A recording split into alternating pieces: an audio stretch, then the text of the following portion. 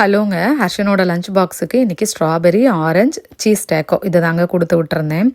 Every week Thursday mobile network ஷோரூமில் பார்த்தீங்க அப்படின்னா ஏதாவது ஒரு ஆஃபர் கொடுப்பாங்களாமா.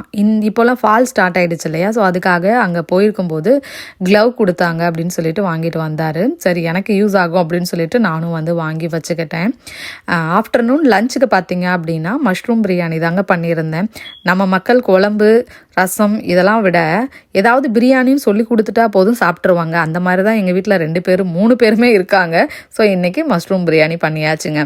சிம்பிளாக மஷ்ரூம் பிரியாணியை முடிச்சுட்டு ரொம்ப நாளாக வந்து என்னோடய ட்ரெஸ் எல்லாம் ஆல்ட்ரு பண்ணாமல் இருந்தது, எடுத்து ஆல்ட்ரு பண்ணிகிட்ருக்கிறேன்.